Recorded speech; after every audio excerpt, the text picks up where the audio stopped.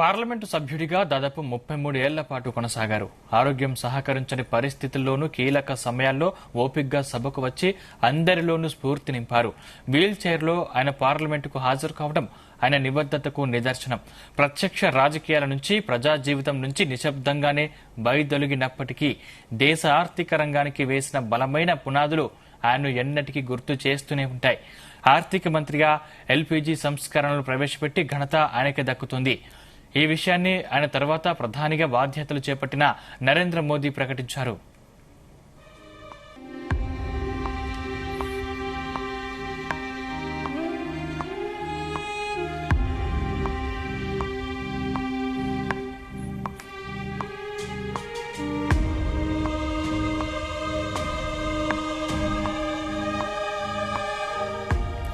ఒక ప్రభుత్వంపై గెలిచి అధికారం చేపట్టిన తర్వాత గత ప్రభుత్వాన్ని దెబ్బి పొడవటం సాధారణంగా జరిగే అంశం.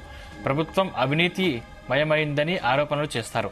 కాంగ్రెస్ ప్రభుత్వం గురించి చెప్పనక్కర్లేదు. కానీ ఎన్ని అవినీతి ఆరోపణలు వచ్చినా ఆ మసి మన్మోహన్ సింగ్ కు అంటలేదు. ఆయనపై నాటి ప్రతిపక్షాలు సైతం వేలెత్తి కూడా చూపలేదు.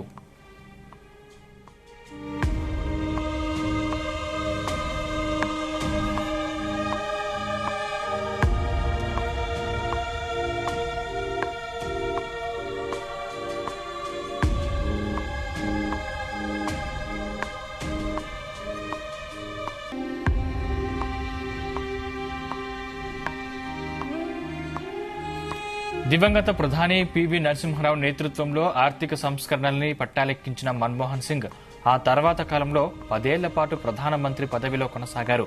1991 అక్టోబర్ 1న అస్సాం నుంచి రాజ్యసభకు ఎన్నికై 2019 జూన్ 14 వరకు ఎగువ సభలో ఆ రాష్ట్రానికి ప్రాతినిధ్యం వహించారు. 2019 ఆగస్టు 20న రాజస్థాన్ నుంచి మళ్లీ రాజ్యసభకు ఎన్నికై ఈ ఏడాది ఏప్రిల్ 3 వరకు కొనసాగారు. ప్రధానిగా మన్మోహన్ సింగ్ రోజు 18 గంటల పాటు అవిశ్రాంతంగా పనిచేసేవారు.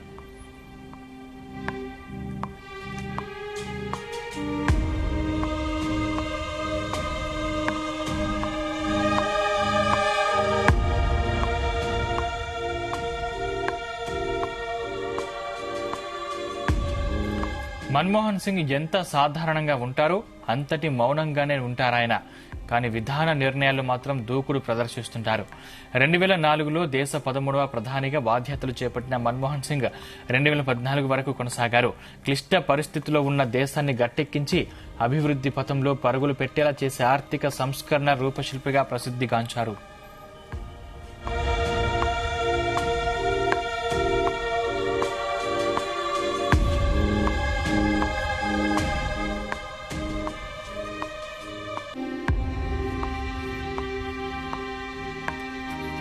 రెండు 2004లో కాంగ్రెస్ విజయం సాధించాక ప్రధాని అభ్యర్థిపై అనేక ఊహాగానాలొచ్చాయి. అయితే అనూహ్యంగా మన్మోహన్ ను సోనియా గాంధీ ఎంపిక చేశారు. దీంతో ఆయన మే 22వ తేదీన యూపీఏ తరఫున ప్రధానమంత్రిగా బాధ్యతలు చేపట్టారు. ప్రధానిగా పివి నరసింహారావు బాధ్యతలు చేపట్టాక మన్మోహన్ జీవితం మరో మలుపు తిరిగింది.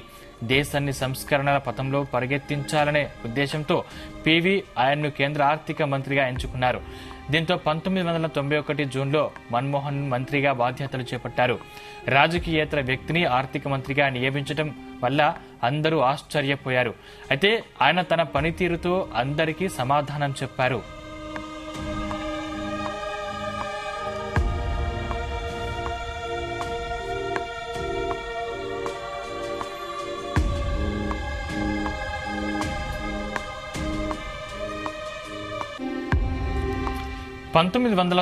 లో జరిగిన స్టాక్ ఎక్స్చేంజ్ కుంభకోణానికి నైతిక బాధ్యత వహిస్తూ 1993లో ఆర్థిక మంత్రి పదవికి రాజీనామా సమర్పించారు.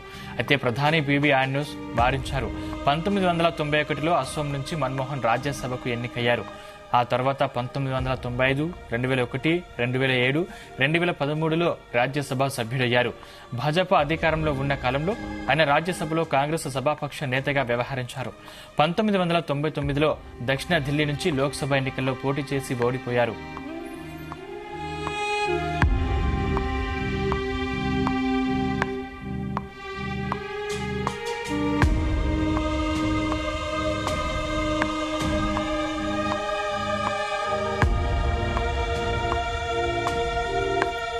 కేంద్ర ఆర్థిక మంత్రిగా మన్మోహన్ లైసెన్స్ రాజుకు చరమగీతం పాడారు. అదే సంస్కరణల్ని తాను ప్రధాని అయ్యాక ఆయన కొనసాగించారు.